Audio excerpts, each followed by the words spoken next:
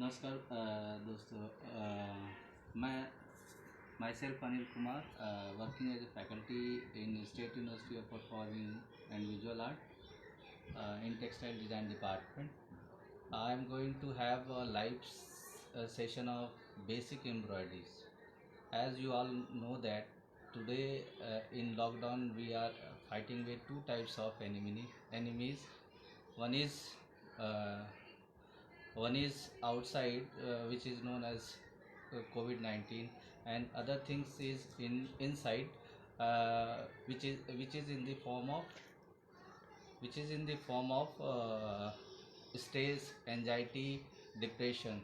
तो दोस्तों हम लोग उसके लिए आज कुछ वे आउट निकालते हैं, जो कि इस सिचुएशन में हम लोग किस तरह से अपने आप को खुश और एनर्जेटिक फील करें। उसके लिए हम लोग ये गवर्नमेंट ऑफ हरियाणा ने एक अपॉर्चुनिटी दिया है, जिससे कि हम आपको लाइव डेमोन्स्ट्रेशन देने जा रहे हैं बेसिक एम्ब्रॉयडरीज पर। तो स्टार्ट करने से पहले मैं आप लोगों के साथ एक बहुत ही अच्छा स्टोरी शेयर करना चाहता हूँ। महाभारत में महाभारत में पांडवों को 12 वर्ष का वनवास हुआ। उसमें अर्जुन ने श्री कृष्ण से पूछा, हे पार्थ, मैं इस 12 वर्ष की अवस्था में क्या करूं? मैं बहुत ही ज़्यादा डिप्रेस हो रहा हूं, मैं कुछ सोच नहीं पा रहा हूं, बहुत चिंतित हो गया हूं। तो श्री कृष्ण भगवान ने उनको एक सलाह दिया, एक सजेशन दिया कि आपके लिए ये 12 वर्ष वनवास नहीं है। इस वनवास को आप एक गोल्डन टाइम के लिए यूज कर सकते हैं। आप शस्त्रों का ज्ञान अर्जित कीजिए। उसको उनकी बात मान के अर्जुन दिव्य अस्त्रों की खोज में निकल गए। जंगलों में बहुत तपस्या किए। उसके बाद भगवान शंकर भगवान खुश होके फिर उनको अस्त्र दिए। फिर वो जाके इंद्रलोक में इंद्रास्त्र और दिव्यास्त्र का ज्ञान लेकर आए। तो मैं ये स्टोरी इसलिए आप लोगों से शेयर किया हूँ कि ये जो लॉकडाउन का पीरियड है, लॉकडाउन के पीरियड को आप इस तरह से वेस्ट मत कीजिए। इसमें जो आपकी एनर्जी है, जो आपका ज्ञान है, उस ज्ञान को और ही ज़्यादा संचित कीजिए और उस ज्ञान को और ज़्यादा निखारने की कोशिश कीजिए। इससे आपका एक एंजाइटी कम होगा और स्ट्रेस कम होगा और बहुत ही ज़्यादा एनर्जेटिक फील करेंगे। तो ये था हम लोग जो आज की सिचुएशन है, उस सिचुएशन के बारे में हम बात कर रहे थे। अब दोस्तों हम आज क्या लाइव सेशन में करने जा रहे हैं, अब उसके बारे में आपको बताएंगे। तो आज के हम लोग सेशन में जो बेसिक एम्ब्रॉयडरीज है, जैसे कि आपको पता है कि एम्ब्रॉयडरी, सिलाई और कढ़ाई बहुत ज़्यादा लोगों में फेमस है, जो सभी लेडीज़ अपने घरों में करती हैं। अब ये लिमिटेशन नहीं है, लेडीज़ ही घरों में कर सकती हैं। ये बहुत ही बड़े स्केल में कर रहे हैं। तो उस चीज़ को हम लोग इस सेशन के थ्रू चाहते हैं कि वो स्किल जो बंद हो गई है, या जो स्किल जिसका बहुत ज़्यादा हम लोग यूज़ नहीं कर पा रहे हैं, तो इस सेशन के माध्यम से थोड़ा सा हम लोग अपनी स्किल एम्ब्रॉयडरी के क्षेत्र में, एम्ब्रॉयडरी के एरिया में इंक्रीज करें। तो इस सेशन में हम लोग सबसे पहले तो ये जानेंगे कि एम्ब्रॉयडरी होती क्या है, एम्ब्रॉयडरी और एम्ब्रॉयडरी का बेसिक पर्पज़ क्या है। दूसरा कि हरियाणा में इसका क्या यूज़ होता है, किस तरह से इसको यूज़ करते हैं। और फिर उसके बाद से हम लोग कुछ एम्ब्रॉयडरीज में कौन कौन से मटेरियल यूज़ होते हैं, उन मटेरियल पर बात करेंगे। उसके बाद से बेसिक एम्ब्रॉयडरीज में कौन कौन से स्टिच यूज होती हैं, हम उन स्टिच के बारे में लाइव डेमोन्स्ट्रेशन देंगे। तो सबसे पहले हम लोग एम्ब्रॉयडरी एक कला है वैल्यू एडिशन की। वैल्यू एडिशन हम लोग किसी भी कपड़े में, जब भी मार्केट से कोई कपड़ा आता है या जो इंडस्ट्री से कपड़े आते हैं, वो कपड़े ग्रे फॉर्म में होते हैं या उसके नेचुरल कलर फॉर्म में होते हैं। नेचुरल कलर हो सकता है उसका ऑफ वाइट हो सकता है उसका रेडिश कलर हो या वाइट कलर हो। तो उस फॉर्म से चेंज करने के लिए सभी लोग एक ही तरह के कलर नहीं, सभी लोगों का एक ही तरह का चॉइस नहीं होता है कलर में। तो उसके लिए हम लोग कपड़ों में वैल्यू एडिशन का काम करते हैं। और वैल्यू एडिशन ये क्या है? वैल्यू एडिशन लोगों के मूड के अकॉर्डिंग होता है, लोगों के डेमोग्राफी के अकॉर्डिंग होता है, और लोगों के इंटरेस्ट एरिया के अकॉर्डिंग हो सकता है। वैल्यू एडिशन करने का बेसिक ऑब्जेक्टिव होता है लोगों का मूड चेंज करना, उनकी साइकोलॉजी चेंज करना, और उसकी उसकी मार्केटिंग और प्राइसिंग इंक्रीज करना। तो वैल्यू एडिशन में सबसे पहले मैं आपको दिखाना चाहूँगा। सबसे पहले जो वैल्यू एडिशन हम लोग करते हैं, वैल्यू एडिशन में कपड़ों को कलर करना, जिसको बोलते हैं डाइंग। डाइंग प्रोसेस वो प्रोसेस होती है जिसमें हम लोग कपड़ों को यूनिफॉर्म कलर करते हैं। अब इस कपड़े में आप देख सकते हैं कि इसमें येलो कलर है और इसके पीछे भी येलो कलर है, एकदम यूनिफॉर्म येलो कलर है। उसी तरह यहाँ अगर वाइट देख रहे हैं तो इसके पीछे भी वाइट कलर यूनिफॉर्म है। तो इस तरह के जो कपड़े होते हैं, इस तरह के जो कलर होता है, उसको हम लोग बोलते हैं रंगाई या डाइंग। ठीक है। तो मोस्टली जो दुपट्टा आता है या स्कार्फ सूट्स भी बहुत इस तरह के आते हैं मार्केट में, जो वैल्यू एडिशन के तरह हम लोग यूज़ करते हैं। दूसरा प्रोसेस है प्रिंट का। दोस्तों, प्रिंट में हम लोग क्या करते हैं? प्रिंट में आप एक चीज़ देख रहे हैं, ये डिज़ाइन। प्रिंट में ये देख रहे हैं डिज़ाइन, और वहीं पर रंगाई के क्षेत्र में देख रहे थे ये कलर एकदम यूनिफॉर्म है, प्लेन कलर है, लेकिन यहाँ पर डिज़ाइन बना हुआ है। इस डिज़ाइन को हम लोग बोलते हैं, इस टाइप के पैटर्न को बोलते हैं लोकलाइज एप्लीकेशन ऑफ कलर, क्योंकि ये एक पर्टिकुलर एरिया में कलर हम लोग यूज कर रहे हैं। एक जगह जैसे यहाँ पर ब्लू है, इस ब्लू की लिमिटेशन है और ये ब्लू यहीं तक है। अगर इसके पीछे हम लोग देखते हैं,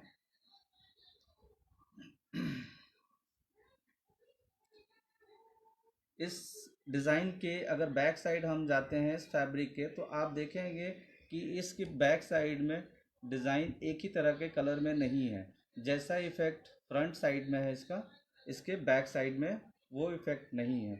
मीन्स यहाँ ब्लू लिमिटेड एरिया में है और ब्लू एकदम हाईलाइट होके कलर आ रहा है, और यहाँ पर कलर डल हो गया है और कलर के स्पॉट्स आ रहे हैं।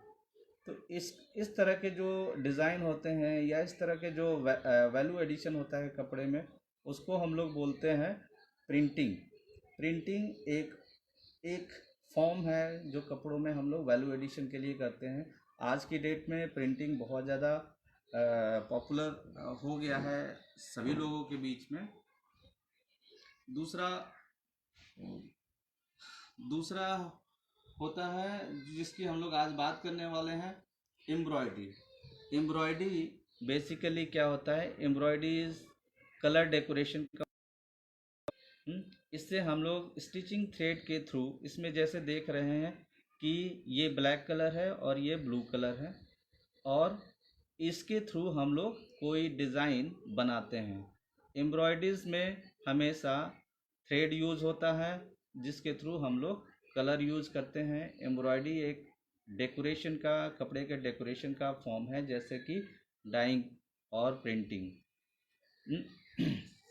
नेक्स्ट उसके बाद से जो है वो पेंटिंग है। पेंटिंग भी प्रिंटिंग की तरह ही होता है, लेकिन इसमें मटेरियल अलग हो जाते हैं। इसमें मटेरियल डिफरेंट होता है। अगर इसको हम लोग पेंट करते हैं तो पेंटिंग में भी लोकलाइज एप्लीकेशन ऑफ कलर होगा। उसमें भी फेस और बैक दोनों अलग अलग ही दिखेंगे। जैसा फ्रंट फेस दिखेगा वैसा बैक नहीं दिखेगा। तो पेंटिंग में हम लोग क्या कलर पेंटिंग में हम लोग यूज़ करते हैं फैब्रिक कलर या पेंट। लेकिन जो प्रिंटिंग के पर्पज़ के लिए यूज़ होता है, प्रिंटिंग के लिए ज़्यादातर जो यूज़ करते हैं डाइज। डाइज केमिकल डाइज या नेचुरल डाइज हो सकती हैं, या पिगमेंट कलर होता है। ये 3 फॉर्म हैं जो पेंटिंग के लिए हम लोग प्रिंटिंग के लिए कलर यूज़ करते हैं। पेंटिंग के लिए फैब्रिक कलर्स या पेंट या पोस्टर कलर भी काफ़ी जगह यूज़ होता है। तो ये हो गई दोस्तों हम लोग की बात जो वैल्यू एडिशन टेक्निक है, वैल्यू एडिशन टेक्निक के ऊपर कि कपड़ों का हम लोग वैल्यू एडिशन 4 तरह से कर सकते हैं।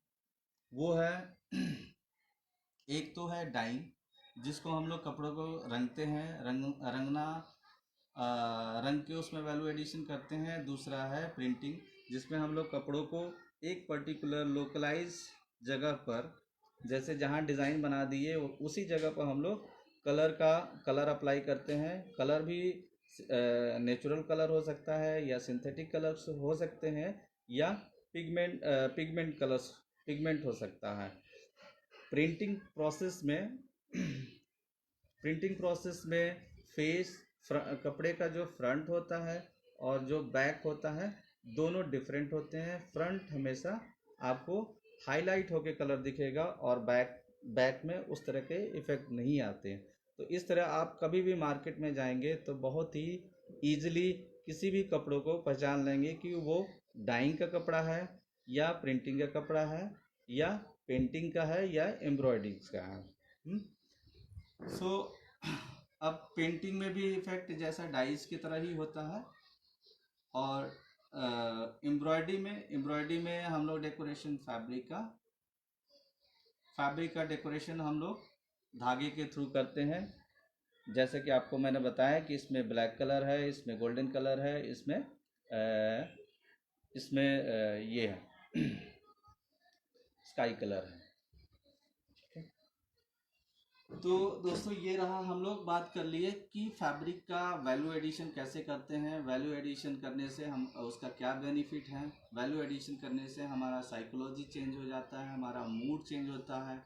हम कपड़े को वैल्यूएबल बना सकते हैं, जिसकी प्राइसिंग इंक्रीज हो सकती है और मार्केट में बहुत ही अच्छे रेट से हम उसको सेल कर सकते हैं।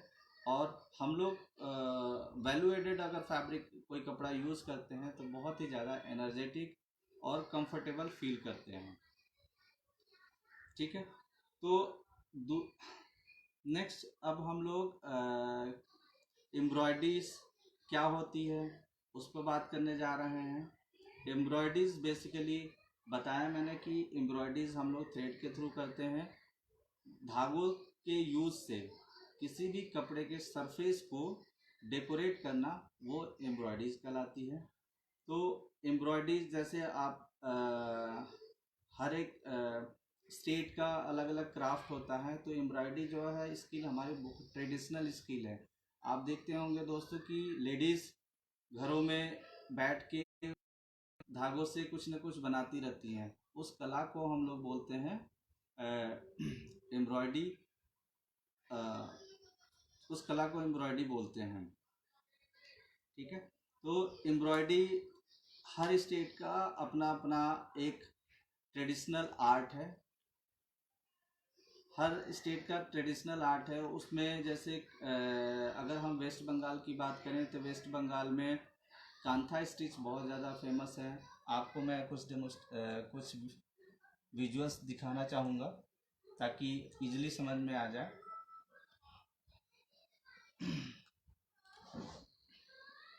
ये देख रहे हैं, ये एक ऑफ वाइट सरफेस है। ऑफ वाइट सरफेस पे डिफरेंट टाइप्स के स्टिचिंग थ्रेड लेके अलग अलग कलर्स लेके इसको डेकोरेट किया हुआ है। इसमें आप जो स्टिच देख रहे हैं, जो एम्ब्रॉयडरी देख रहे हैं, जो कढ़ाई देख रहे हैं, वो बहुत ही सिंपल, इसको हम लोग रनिंग स्टिच बोलते हैं। इससे कितने अच्छे सरफेसेस डेकोरेट किया हुआ है। यहाँ पिकॉक देख रहे हैं, पिकॉक के साथ लीव्स ट्रीज देख रहे हैं। ट्रीज़ भी बहुत ही ऑब्स्ट्रैक्ट ट्रीज़ है और सिमेट्रिकल ट्रीज़ हैं। पीकॉक में ब्लू कलर, ग्रीन कलर और ब्लैक कलर यूज़ हुआ है, जो कि नेचुरल कलर्स होते हैं। अब इसमें इसी कांथा स्टिच का ही एक प्रोडक्ट है, आप देख रहे हैं लेडी साड़ी वेयर की हुई है, इसमें कांथा स्टिच यूज़ हुआ है और कांथा स्टिच से बहुत ही अच्छा फ्लोरल डिज़ाइन बनाया गया है। ये ये प्रैक्टिस, ट्रेडिशनल प्रैक्टिस, जो ट्रेडिशनल क्राफ्ट है, वो वेस्ट बंगाल का क्राफ्ट है, जो आज भी हर घर लोग इसको प्रैक्टिस कर रहे हैं और इसकी मार्केटिंग कर रहे हैं। दूसरा, ये ये डिज़ाइन कसूती डिज़ाइन है, जो कर्नाटका में बहुत ही प्रचलित है, जो बहुत ज़्यादा फेमस है। इसमें आप ज़्यादातर इसके बैक में देखेंगे तो क्रॉस मैट फैब्रिक है, इस मैट फैब्रिक में क्रॉस स्टिच यूज़ करके बहुत ही अच्छा एक ज्योमेट्रिकल फॉर्म बनाया हुआ है, ज्योमेट्रिकल और फ्लोरल फॉर्म में इसको डेकोरेट किया हुआ है इस वाइट सरफेस को। तो इस ट्रेडिशनल आर्ट को बोलते हैं कसूती। अगेन इसका एक प्रोडक्ट है जो कसूती डिज़ाइन का। दोस्तों ये जो है कच्छ एम्ब्रॉयडरी इसको बोलते हैं, या सिंध एम्ब्रॉयडरी, जो गुजरात में फेमस है। गुजरात की ये बहुत ही प्रचलित एम्ब्रॉयडरी है। इसमें आप देख रहे हैं कि बहुत ही डार्क सरफेस लिया गया है, डार्क सरफेस के ऊपर कंट्रास्ट कलर है, और कंट्रास्ट कलर में जैसे रेड और येलो, उसके साथ साथ मिरर यूज़ किया हुआ है। इस एरिया का जो मेन फोकस होता है, उसमें सीक्वेंस, वीड और मिरर्स यूज़ करते हैं, जो कि अभी तक हमने जो देखा कसूती या कांथा स्टिच, उसमें इस तरह के सीक्वेंसेस यूज़ नहीं होते हैं, एम्बेलिशमेंट इस तरह के यूज़ नहीं करते हैं। इसमें आपको हेरिंग बोन स्टिच और चेन स्टिच यूज़ किया हुआ है। ये उसी कच्छ एम्ब्रॉयडरी का फॉर्म है जो गारमेंट में ट्रांसफ़र है। ये दोस्तों ये एम्ब्रॉयडरी जो है, ये उत्तर प्रदेश की चिकनकारी है। चिकनकारी को हम लोग शैडो वर्क के नाम से भी जानते हैं, और शैडो वर्क जो मोस्टली इसलिए बोलते हैं क्योंकि ये वाइट सरफेस पर वाइट थ्रेड के थ्रू होता है। इसमें इस कढ़ाई में ज़्यादातर जो रनिंग स्टिच यूज़ करते हैं, फ्रेंच नॉट अगर आप देख सकते हैं तो ये फ्रेंच स्टिच यूज़ हुआ है। इस तरह से इसको कहीं कहीं हम लोग फिलिंग स्टिच भी यूज़ किए हैं, डाइनिंग स्टिच जिसको बोलते हैं। तो ये और ये दोस्तों ये है फुलकारी, जो पंजाब और हरियाणा का ट्रेडिशनल आर्ट है, और इसमें आप देख सकते हैं कि बहुत ही वाइब्रेंट कलर यूज़ हुए हैं विद वाइब्रेंट सरफेस भी इसका वाइब्रेंट है। ये हरियाणा और पंजाब का फेमस क्राफ्ट है, इसको फुलकारी भी हम लोग बोलते हैं। जैसा कि हरियाणा के नाम से ही पता चलता है कि हरियाणा मीन्स ग्रीन लैंड, और जब ग्रीन लैंड की हम लोग बात करते हैं तो फ्रेशनेस फील होती है। उस फ्रेशनेस के थ्रू यहाँ अगर देखते हैं तो यहाँ green vibrant warm colours use हुए हैं, जिसमें ग्रीन है, रेड है और ब्लू है, येलो है। ये इस हमें वार्म भी फील कराते हैं और एनर्जेटिक भी फील करते हैं इस तरह के कलर्स से। ये अगेन उसी का फॉर्म है जिसमें कि ज्योमेट्रिकल पैटर्न यूज़ हुए हैं। ज़्यादातर हम लोग जो हरियाणा में प्रैक्टिस होता है उसमें ट्रेडिशनल जो आर्ट है, जो क्राफ्ट है, उसमें geometrical pattern, floral patterns, paisley pattern और पीकॉक, पीहेन, लोटस, इस टाइप के मोटिव का ज़्यादा प्रचलन है। ये बेसिकली एक मदर अपने ब्राइड के लिए, अपने डॉटर के लिए बनाती है, जो शादी के बाद उसका घर में आगमन होता है। तो दोस्तों ये हमने आपको पूरे क्राफ्ट के बारे में बताया, और क्राफ्ट कैसे हर जगह का क्राफ्ट है, उसका क्या इम्पोर्टेंस है। अब हम लोग आते हैं कि एम्ब्रॉयडरीज और एम्ब्रॉयडरीज के लिए, बेसिक एम्ब्रॉयडरीज के लिए क्या क्या नेसेसरी आइटम्स हैं या इक्विपमेंट हैं या उस यूटेंसिल है, तो हम आपको दिखा रहे हैं। सबसे पहले तो आपको फैब्रिक चाहिए। फैब्रिक प्लेन फैब्रिक हो तो ज़्यादा बेटर है। प्लेन फैब्रिक में जो आपकी डिज़ाइन आएगी ज़्यादा हाईलाइट होती है। ये वाइट भी ले सकते हैं सरफेस, या डाइड भी फैब्रिक ले सकते हैं, लेकिन प्लेन लेने से जो डिज़ाइन होती है ज़्यादा हाईलाइट होके आती है। उसके बाद है एम्ब्रॉयडरी हुक जो अलग अलग साइज़ में मार्केट में मिलती है। ये स्मॉल साइज़, मीडियम साइज़ और लार्ज साइज़ के फॉर्म में मार्केट में अवेलेबल है। आप ये इसका एम्ब्रॉयडरी हुक का सिलेक्शन हम लोग based on the requirement of motive या डिज़ाइन हम लोग करते हैं।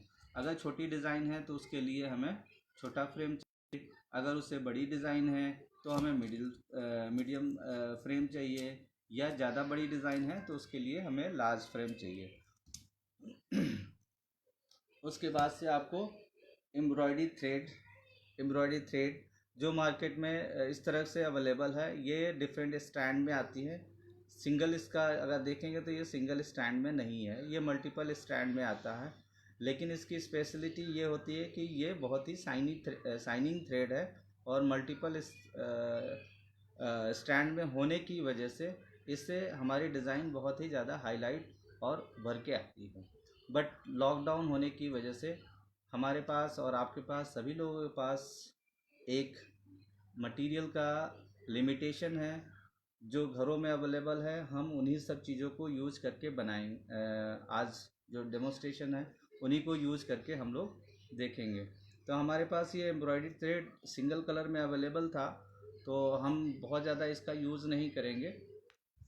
उसके बाद दोस्तों ये कलर है, आप देख रहे हैं मल्टीपल कलर्स जो हम लोग नॉर्मली स्टिचिंग के लिए यूज़ करते हैं। सिलाई मशीन में ये स्टिचिंग के लिए यूज़ होता है। ये कलर्स हमने इसलिए लिया है, कलर्स आप देख रहे होंगे सारे वार्म और वाइब्रेंट कलर्स हैं। ये colours yellow, green, blue, red, orange, red and black, ये कलर्स हमें बहुत ही फ्रेशनेस, एनर्जेटिक फील करते हैं, और ये ट्रेडिशनल हरियाणा के आर्ट में यूज होता है, इसलिए हमने इन कलर्स का सिलेक्शन किया है। फिर उसके बाद से आपको सीजर की ज़रूरत है पीसेस कट करने के लिए। कुछ अगर ड्रॉ करना है तो आपको पेंसिल और इरेजर की ज़रूरत पड़ेगी। सिमिलरली आपको कुछ शॉर्पनर की ज़रूरत पड़ेगी।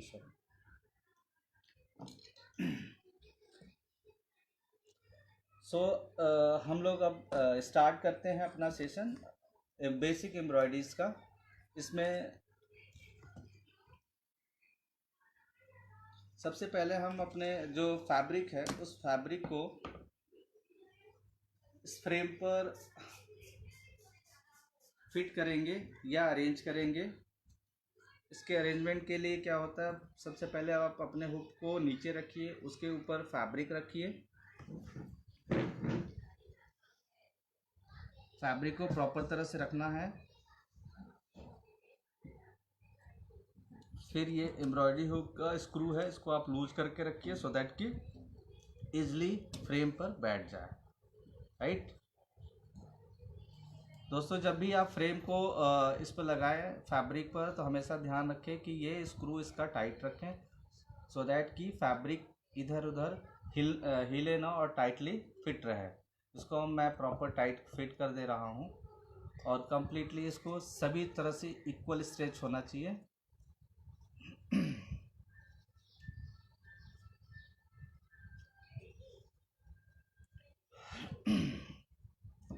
ये आपका फ्रेम हो गया। मैंने कुछ इस पे पेंसिल से लाइन ड्रॉ कर रखा है। लाइन इसलिए ड्रॉ किया हुआ है सो दैट कि इजी हो जाए स्टिचेस लगाने में। तो दोस्तों मैं सबसे पहले जा रहा हूँ स्टार्ट करने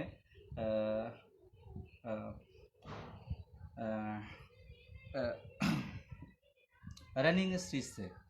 रनिंग स्टिच आप लोग जानते होंगे कोई भी चीज़ स्टार्ट करने से पहले सबसे पहले हम उसके बेसिक्स पर जाते हैं। तो बेसिक एम्ब्रॉयडरी स्टिच का जो बेसिक स्टिच है वो रनिंग स्टिच है। रनिंग स्टिच में क्या करते हैं, हम नीडल और नीडल में कलर्स ऑलरेडी लगाया हुआ है ताकि थोड़ा सा टाइम को हम लोग सेव कर सकें।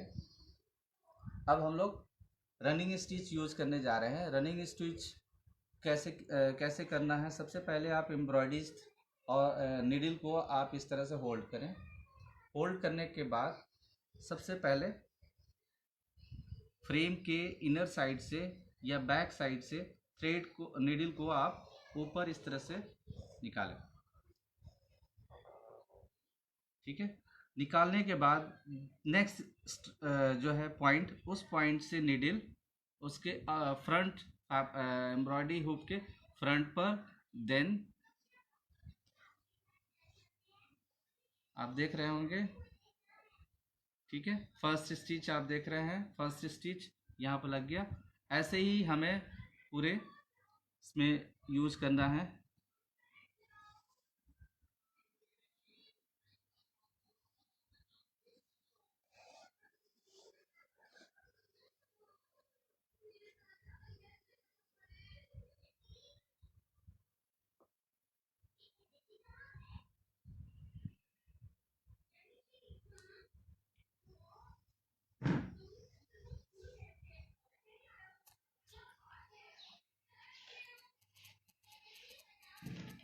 आप देखिए ये स्टेट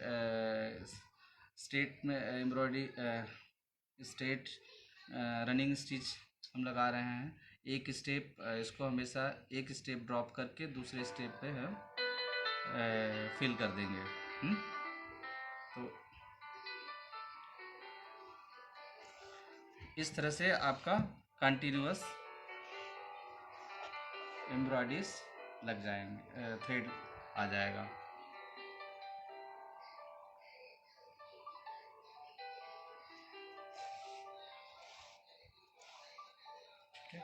सो आप ये देख सकते हैं स्ट्रेट रनिंग स्टिच है। इस स्टिच का ज़्यादातर हम लोग यूज़ फैब्रिक डिज़ाइन बनाने में या इनर पोर्शन में फिल करने के लिए करते हैं। और ये जनरली घरों में कोई भी चीज़ अगर हमें स्टिच करना हो तो उसको ज्वाइंट करने के लिए भी ये स्टिच हम लोग यूज़ करते हैं।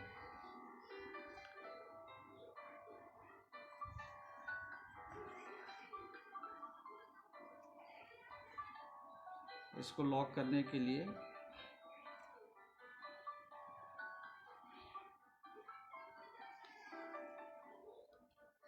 राइट, अब हम इसको यहाँ लॉक कर देंगे।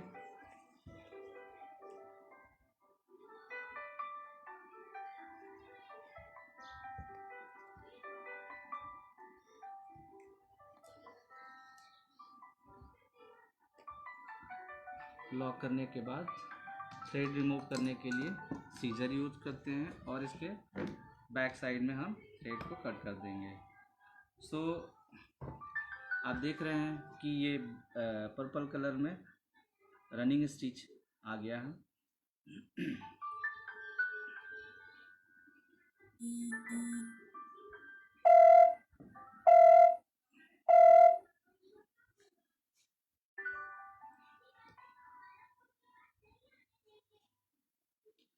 अब हम लोग जा रहे हैं सेकेंड स्टिच जिसको बोलते हैं डबल रनिंग स्टिच।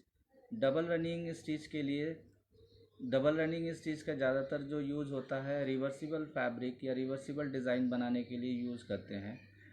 इसमें जैसा आपको फ्रंट दिखेगा उसी तरह उसका बैक भी देखेंगे तो सिमिलर ही दिखेगा। इस तरह के तो स्टार्ट करने के लिए हम सबसे पहले सिमिलरली जैसे दूसरे रनिंग स्टिच के लिए यूज़ किए थे ऐसे ही बैक से नॉट लगाना। इसमें प्रॉपर नॉट नहीं लगे होने की वजह से ये चला गया। तो बैक से स्टार्ट करते हैं। बैक से देन अगेन जैसे रनिंग स्टिच यूज कर रहे थे, इसको फ्रंट से ऐसे, इसके बाद से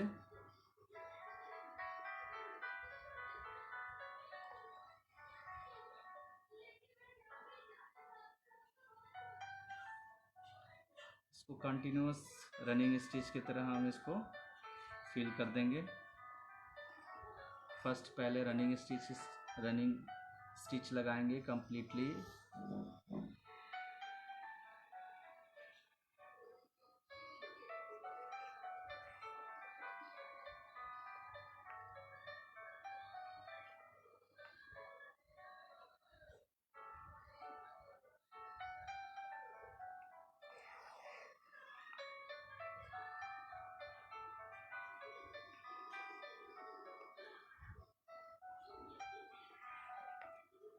तो दोस्तों ये again basic stitch running stitch complete हो गया।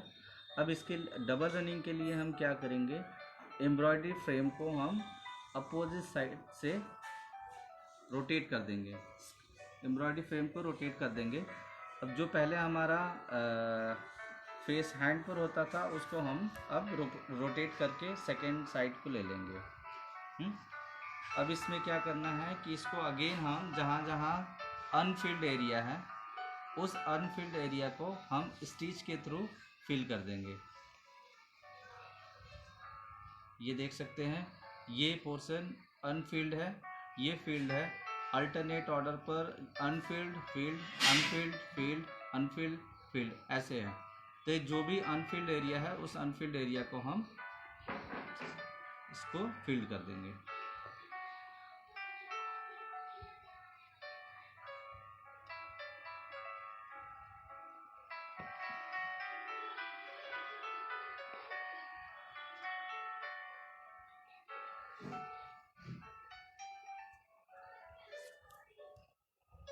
फ्रेम छोटा होने की वजह से ये स्पेस नहीं लग पा रहा है।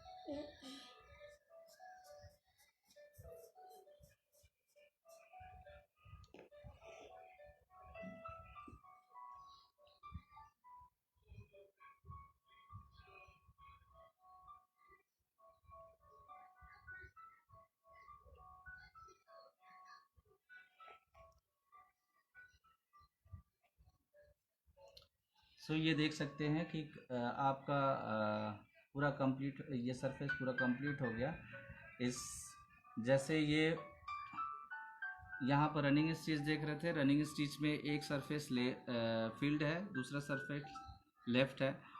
बट डबल रनिंग स्टिच में क्या हो रहा है कि ये भी सरफेस फील्ड है, दूसरा भी सरफेस फील्ड है।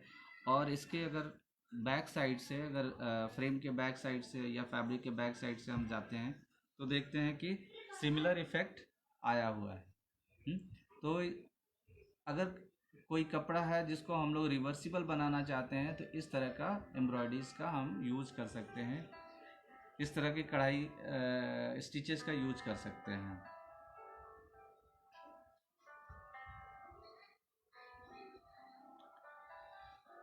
दोस्तों इसको रिमूव करने के लिए सेम प्रोसेस, आप इसको बैक साइड में लॉक कर दीजिए।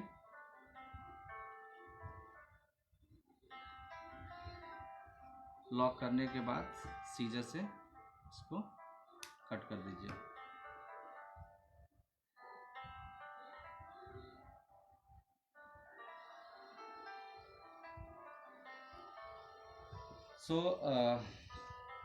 ये दो एम्ब्रॉयडरी हो गई। One is running stitch, second one is double running stitch. अब हम लोग जो नेक्स्ट स्टिच के बारे में जा रहे हैं बताने, उसको बोलते हैं बैक स्टिच। बैक स्टिच का बेसिक ऑब्जेक्टिव ये होता है, बैक स्टिच जब भी हम लोग लगाते हैं तो फैब्रिक में या धागे में स्ट्रेंथ देने के लिए बैक स्टिच लगाने से हम किसी भी एरिया को बहुत ही ज़्यादा हाईलाइट कर सकते हैं। और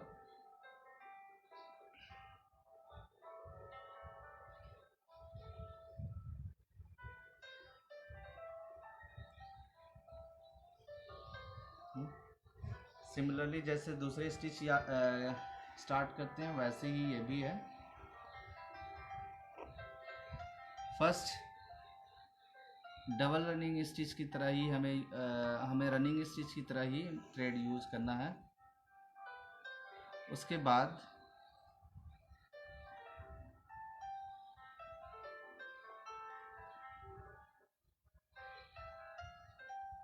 बाद बैक जाके इस सरफेस नेक्स्ट सरफेस पर हम इसको निकाल,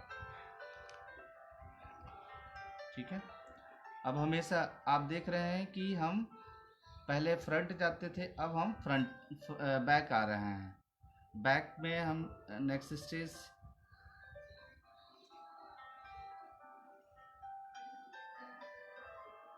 देखिए, ये आपको दिखने को डबल रनिंग की तरह ही दिखेगा, बट ये डबल रनिंग स्टिच है नहीं, इसको हम बोलते हैं बैक स्टिच।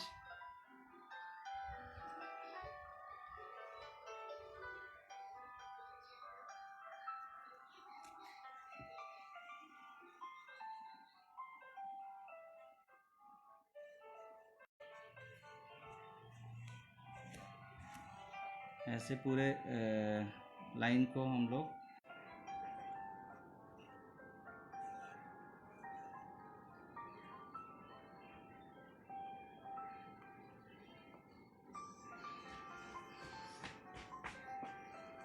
दोस्तों, एम्ब्रॉयडरी में आपको पता है कि थोड़ी सी ये लेंदी प्रोसेस है और टाइम कंज्यूमिंग है, बट हम आप कोशिश करेंगे जितने ज़्यादा से ज़्यादा स्टिच अपने लिमिटेड टाइम में बता सकें, या अपने जो भी एक्सपीरियंस है हम आपसे शेयर कर सकें।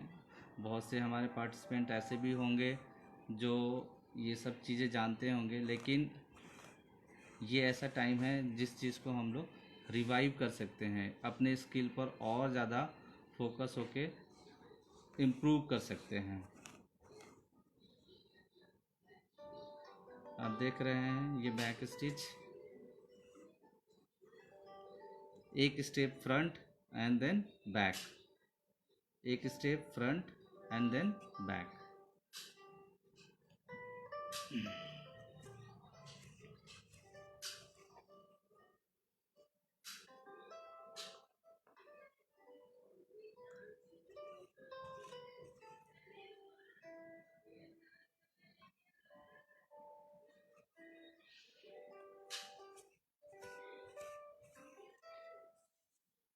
ये बेसिक स्टिच आपको बहुत ही ज़्यादा हेल्प करती हैं जब आप कोई भी कढ़ाई करने जाते हो, तो इन बेसिक स्टिच के हेल्प से आप इनका वेरिएशन भी बना सकते हो। इनको एक स्टिच में अदर कलर्स यूज़ करके इसको डेकोरेट भी कर सकते हो।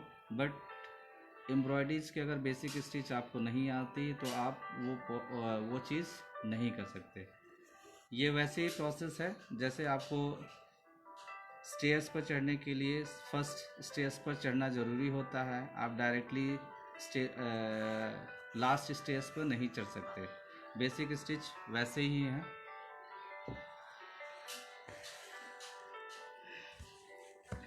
अगेन ये दोस्तों देखो, आप डबल रनिंग स्टिच की तरह इसमें फ्लोट्स नहीं हैं, इसमें इसके फ्लोट्स अलग हैं। यहाँ फैब्रिक ज़्यादा लॉक हो रहा है, उसमें इफ़ेक्ट सेम आ रहे थे। इसको हम फिर से कट कर देंगे।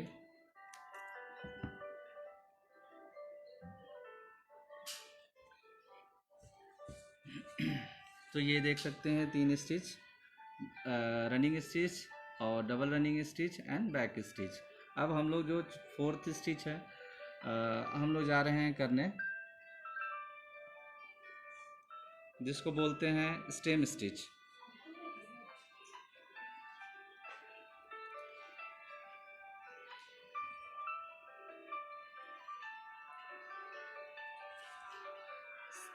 सभी स्टिच स्टार्ट करने के लिए सबसे पहले हम यहाँ गए, उसके बाद से front, then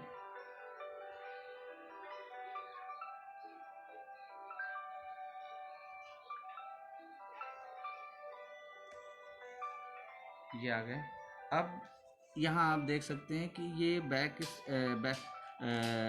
stem stitch start करने के लिए हम इस स्टिच के दोनों के हाफ पोर्शन से जाएंगे, जबकि आपने देखा कि रनिंग बैक स्टिच है, बैक स्टिच में हम फुल पोर्शन पे, कंप्लीट पोर्शन पे जाते थे। अब हम हाफ पोर्शन से जा रहे हैं। हाफ पोर्शन से जाने के बाद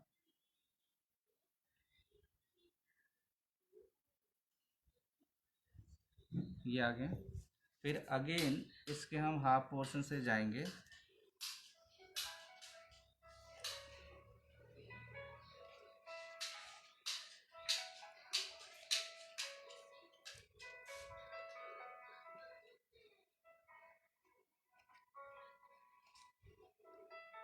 आप देख रहे होंगे एक एक स्टेप बनते जा रहा है इसमें।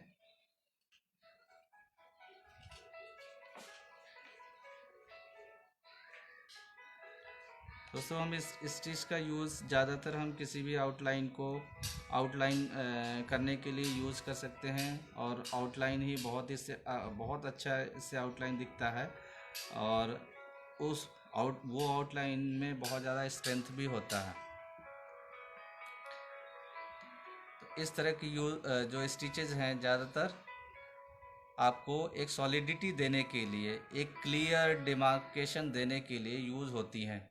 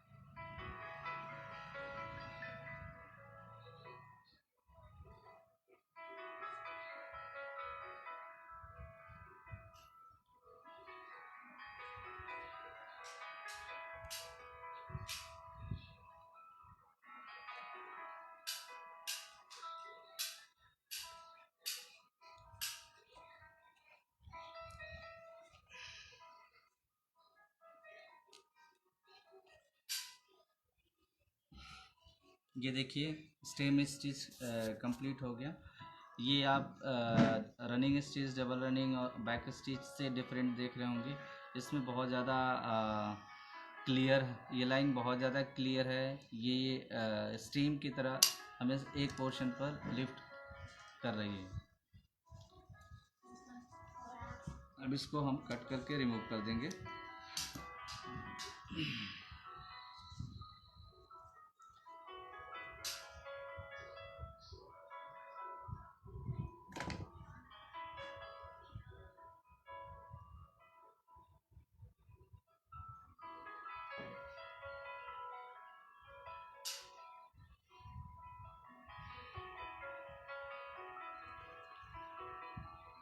अब हम लोग दोस्तों नेक्स्ट स्टिच जो यूज करने जा रहे हैं उसको हम लोग उसको बोलते हैं गलत साइड से हमने उसको इंसर्ट कर दिया।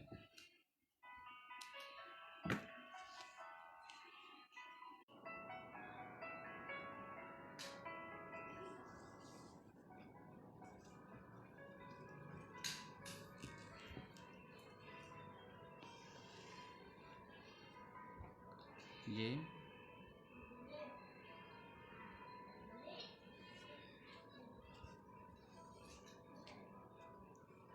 आप सबसे पहले हम यहाँ से इंसर्ट करके उसको स्किप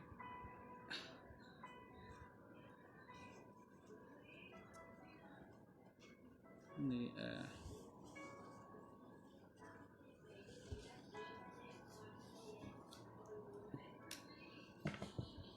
ये एम्ब्रॉयडरी।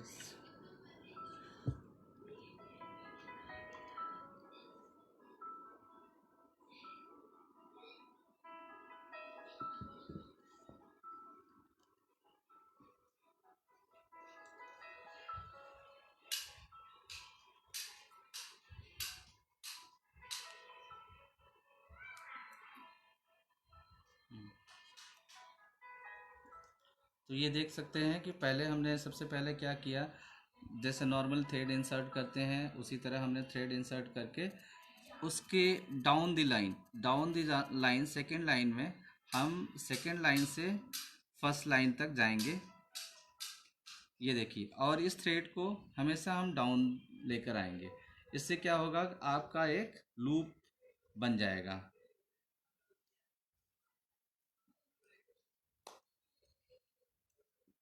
ये देख सकते हैं एक लूप बन गया।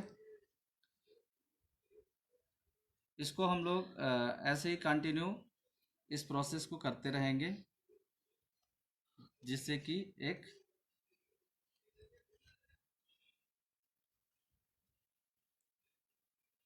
देखिए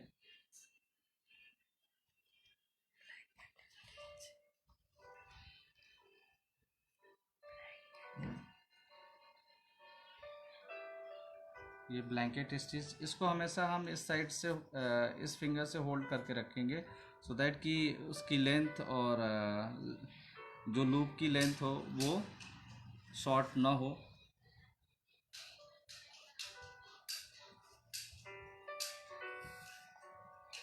दोस्तों इस स्टिच का बहुत ज़्यादा यूज़ होता है, कभी भी किसी सरफेस को फिल करना हो या किसी सरफेस की एजिंग देनी हो तो इस स्टिच का हम लोग यूज़ करते हैं। आप देखे होंगे बहुत से लोग डोरमेट्स मार्केट से परचेस करने जाते हैं, उस डोरमेट में अगर आप ध्यान से देखेंगे तो बहुत सी डोरमेट में साइड एज इस स्टिच के थ्रू फिनिश किया जाता है, ताकि वो देखने में अट्रैक्टिव भी लगे और उसका जो फ्लेयर्स होते हैं, जो उसके फाइबर्स होते हैं वो बाहर ना निकले।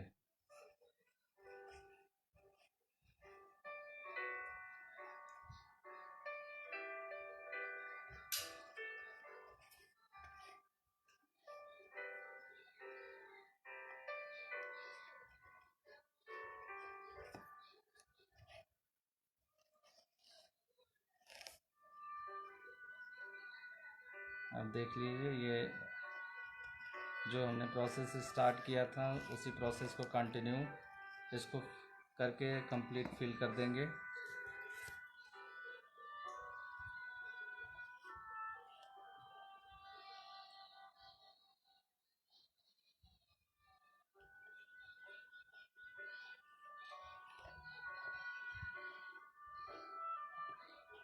ये थ्रेड इवन ना होने की वजह से इस तरह से इफेक्ट आ रहे हैं।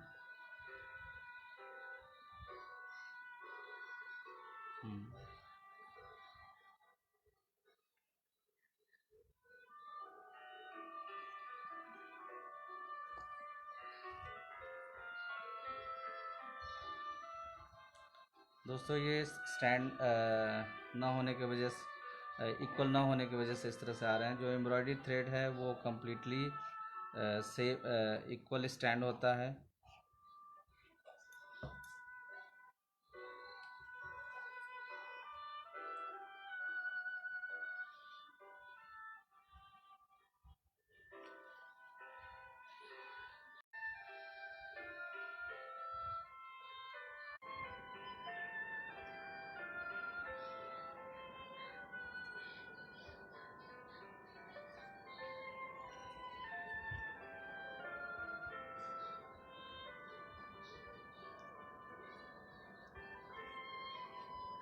सो ये हो गया आप कंप्लीट। आप देख रहे हैं इसको लॉक करने के लिए हम अगेन, तो या आप इस स्टिच का यूज़ कभी भी किसी सरफेस को फिल करने के लिए या फ्लावर्स जब बनाते हैं तो फ्लावर्स में डिफरेंट टाइप का इफ़ेक्ट देने के लिए, ओपन इफ़ेक्ट देने के लिए इस स्टिच का यूज़ कर सकते हैं।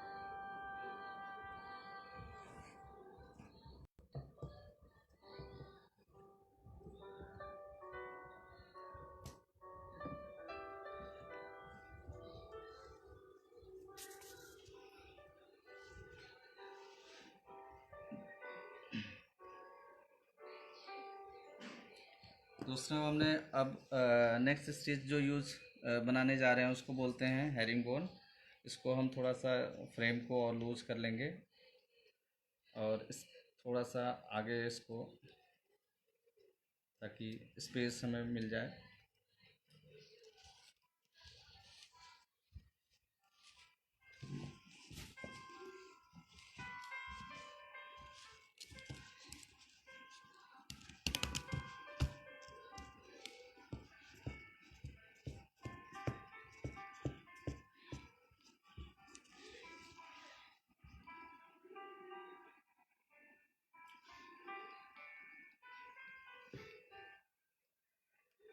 अब हम जो बनाने जा रहे हैं उसको बोलते हैं हेरिंग बोन स्टिच।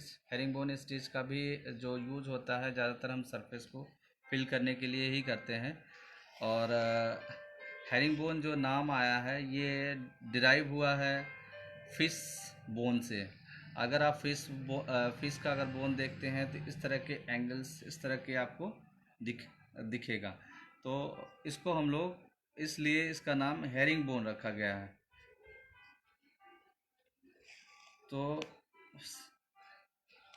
ये देखिए, पहले हम क्रॉस डायगोनली फ्रंट गए, उसके बाद से फिर बैक आए। सिमिलरली अब हम जाएंगे अपर स्टेज पे जाएंगे, और जाने के बाद अगेन हम बैक आएंगे और फिर डाउन स्टेज में आएंगे।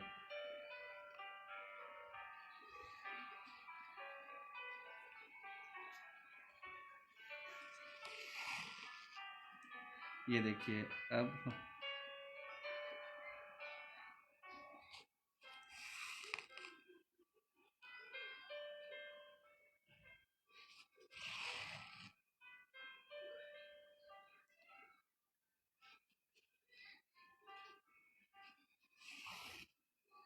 आप देख रहे हैं ये स्टिच कुछ bones type, herring bone, fish के बोन टाइप के स्ट्रक्चर आ रहा है इसमें।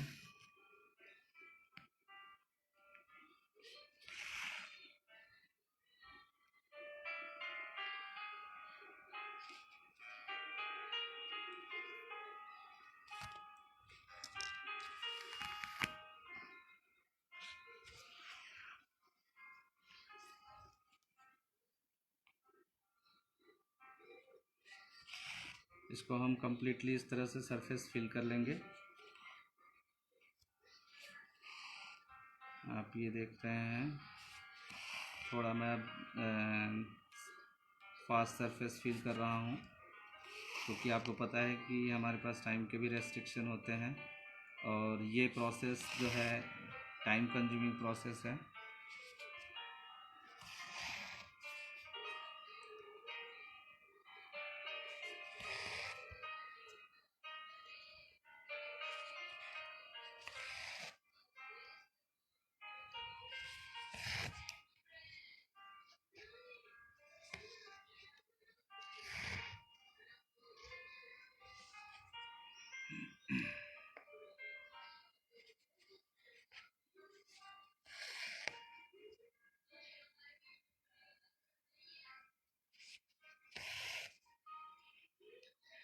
इसको हम दोस्तों, ये देखिए हेरिंग बोन स्टिच जो फिनिश स्टेज में आ गया। इसको हम अगेन लॉक कर देंगे और थ्रेड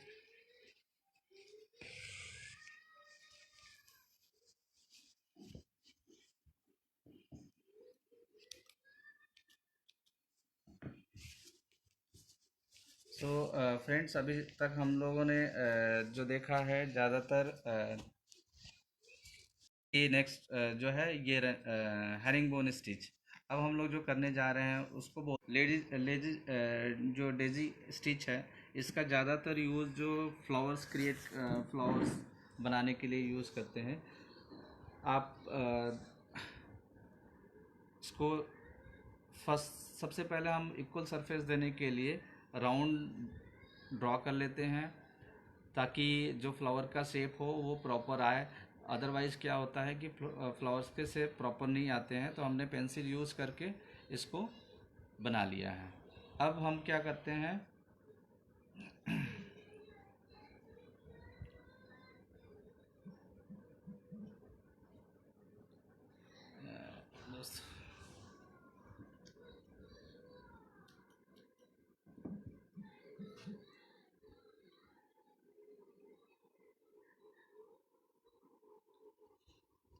दोस्तों इससे पहले लेजी डेजी स्टिच से पहले हम लोग बहुत ही इम्पोर्टेंट स्टिच है जिसको बोलते हैं चेन स्टिच, जो बहुत ज़्यादा यूज होता है किसी भी सरफेस को फिल करने के लिए, इनर साइड को फिल करने के लिए और उसके आउटर साइड को फिल करने के लिए भी। तो हम चेन स्टिच कैसे बनाते हैं?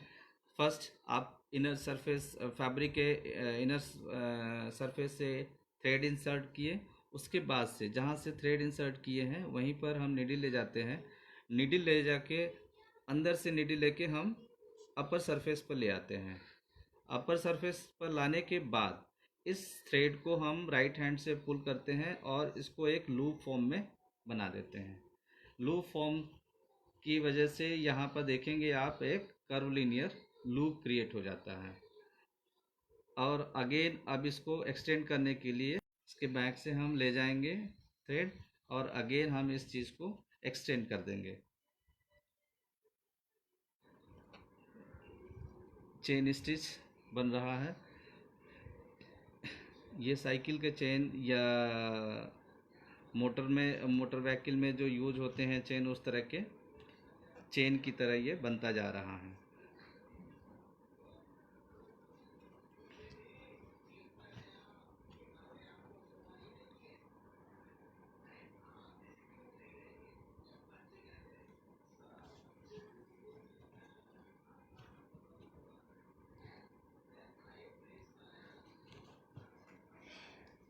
तो ये हो गया चेन स्टिच।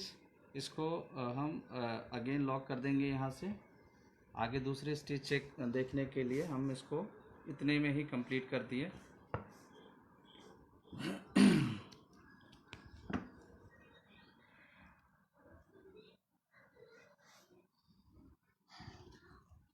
अब हम दूसरा जो स्टिच बताने जा रहे थे उसको बोलते हैं लेडी डेजी स्टिच।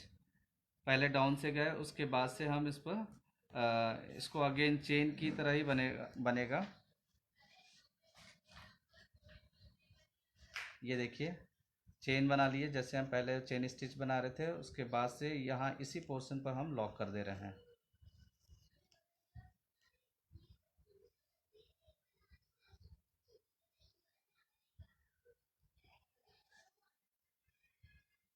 ये देखिए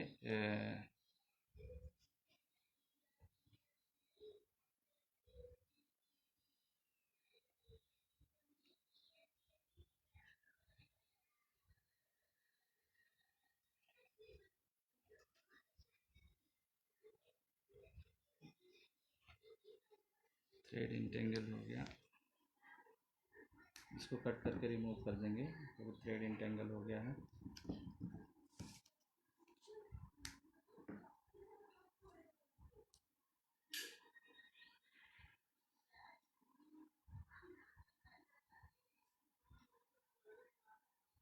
तो दोस्तों आपको ये प्रोसेस पता चल गया होगा कैसे करना है। आगे इसका जो कंप्लीट है, ये कंप्लीट पोर्शन है, ये ऑलरेडी मैंने बनाया हुआ है ताकि आपको यहाँ पर बहुत ज़्यादा टाइम ना लगे और ये स्टिच आपको समझ में आ जाए। इसको हम लोग बोलते हैं लेडी डेजी स्टिच।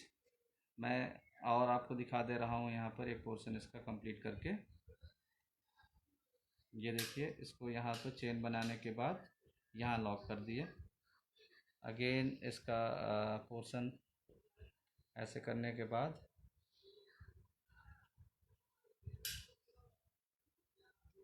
ये लॉक कर दिए।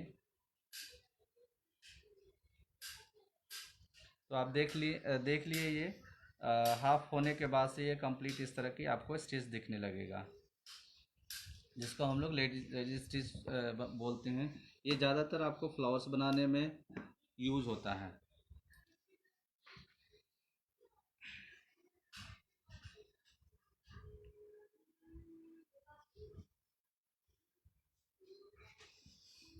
अब हम जो नेक्स्ट स्टिच बनाने जा रहे हैं इसको हम लोग बोलते हैं वोवेन स्टिच। थोड़ा सा हम फ्रेम को और ज़्यादा एक्सटेंड कर लेंगे ताकि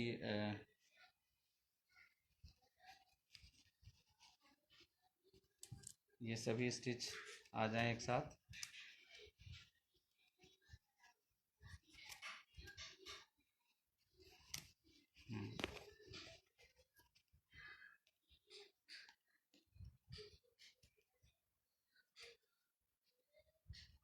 हो गया। ये इसको बोलते हैं वोवेन स्टिच। एक कलर से हम सबसे पहले इसके कलर से ये आउटलाइन इसका हम फिल कर देते हैं। आउटलाइन फिल करने के बाद पहले हम पूरा कंप्लीट आउटलाइन इसका कर दे रहे हैं।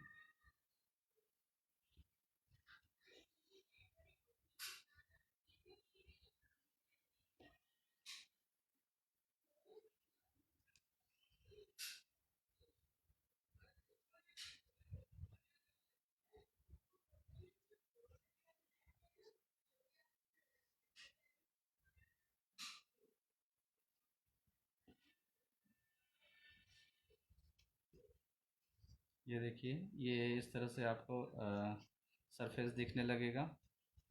रोटेट करके फ्रेम को हम एक स्पाइडर की तरह स्ट्रक्चर्स क्रिएट कर लिए।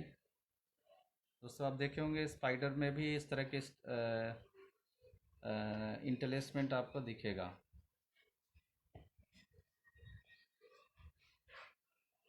ये हो गया, ठीक है।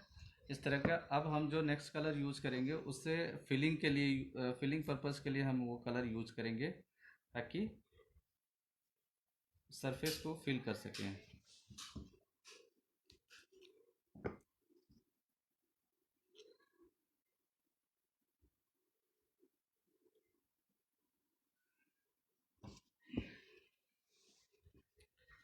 फिल करने के लिए क्या करते हैं हम लोग, हमेशा अल्टरनेट ऑर्डर पर फिल करते हैं। आपकी जो नीडल का बैक साइड होगा उसको हम लोग यूज़ करेंगे। वन आप देख रहे हैं, इसको ऊपर से लेके जाना है और नेक्स्ट को डाउन करना है। तो वन डाउन, वन अप और वन डाउन, इस तरह से one up one down, one up one down, इस तरह से इसको कंप्लीट हमें फिल करना है। अगर आप इस तरह से ये पूरा प्रोसेस रिपीट करते रहते हैं तो आप देखेंगे कि एक स्पाइडर वेब की तरह 3D फॉर्म स्ट्रक्चर आ जाएगा। देखिए,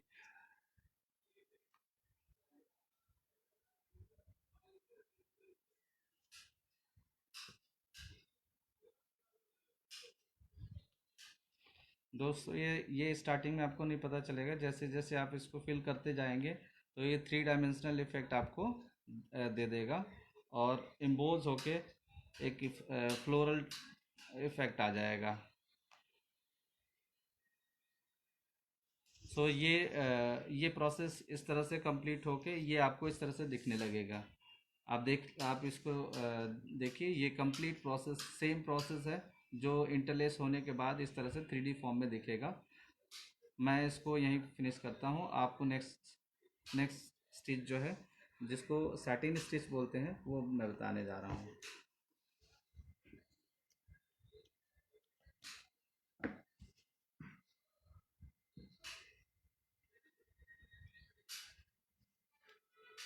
सैटिन स्टिच के लिए दोस्तों ये यहाँ पर फर्स्ट नीडल डालने के बाद ये बहुत ज़्यादा फिर उसके बैक साइड से हम इस तरह से लेते हैं,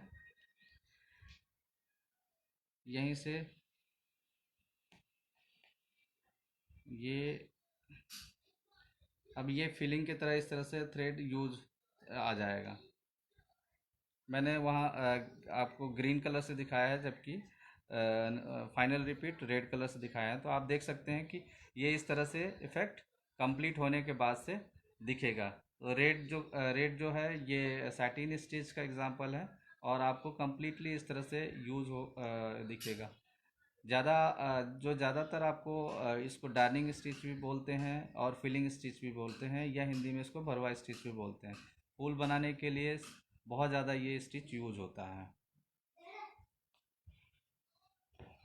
इसको मैं यहीं पर ड्रॉप कर देता हूँ, आपको नेक्स्ट स्टिच बता रहे जा रहा हूँ दोस्तों।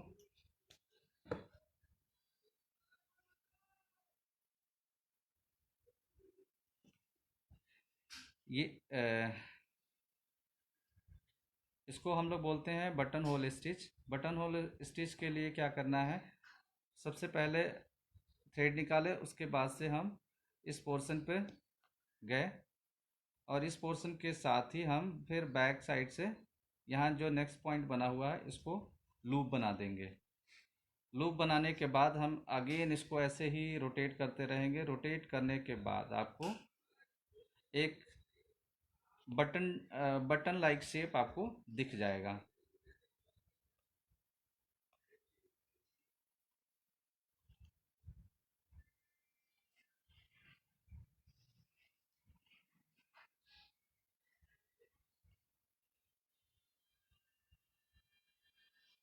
सो ये आप देख रहे हैं, इस तरह से हाफ पोर्शन बटन आप बटन लाइक शेप बन गया। तो ये कंप्लीट बटन होल स्टिच का है। तो इस तरह हम दोस्तों बहुत सारे स्टिचेस बना सकते हैं और इन स्टिच का यूज करके हम बहुत डिफरेंट टाइप के डिज़ाइन भी बना सकते हैं। जैसे हमने एक दो कुछ डिज़ाइन ट्राई किया है। ये ये डिज़ाइन है जो जिसमें डबल कलर यूज करके ज्योमेट्रिकल पैटर्न बनाया है। ये डिज़ाइन जो है सैटिन स्टिच, ये वाली स्टिच यूज़ होने के बाद इस तरह से इफ़ेक्ट आपको देखने को मिलेगा। और ये मोटिव आप देख रहे हैं, इस मोटिव में हमने चेन स्टिच यूज़ किया है। ये स्टिच यूज़ करके इस तरह का डिज़ाइन पैटर्न क्रिएट कर सकते हैं। तो डिज़ाइन पैटर्न आपकी अपनी इच्छा अनुसार बना सकते हैं और उसको यूज कर सकते हैं। इन स्टिचेस का यूज़ करके आप देख रहे हैं बहुत ही अच्छा ज्योमेट्रिकल फॉर्म में, ऑब्जेक्ट ज्योमेट्रिकल फॉर्म में ये डिज़ाइन बना हुआ है। तो दोस्तों आप अपने अकॉर्डिंग किसी भी तरह की डिज़ाइन बना सकते हैं by using this kind of basic stitch. ये स्टिच आपको हेल्प करेंगे कोई भी पैटर्न बनाने के लिए। आप यहाँ पे इस सरफेस पर भी देखिए, यहाँ पर फ्लोरल जो बॉटम होल जो डेजी स्टिच यूज करके बनाए हुए हैं फ्लोरल मोटिव। उसके बाद से यहाँ सैटिन स्टिच यूज करके स्टेम ये फ्लावर्स का इफेक्ट दिए हैं। यहाँ चेन स्टिच बनाया है। तो इस तरह से बहुत सारी आप डिज़ाइन ट्राई कर सकते हैं। सो थैंक यू दोस्तों, आपने बहुत ही पेशेंसली हमारा लाइव सेशन देखा और उम्मीद करता हूँ कि आपको पसंद आया होगा। अगर किसी को कोई भी डाउट हो तो मेरे से कांटेक्ट कर सकते हैं या हायर एजुकेशन डिपार्टमेंट से कांटेक्ट कर सकते हैं इसके लिए। और उम्मीद करता हूँ सभी लोग अपने घरों में अपने फैमिली के साथ खुश रहेंगे और घरों में रहेंगे और जो गवर्नमेंट के जो रूल्स रेगुलेशन है उसको आप फॉलो करेंगे। थैंक यू, धन्यवाद।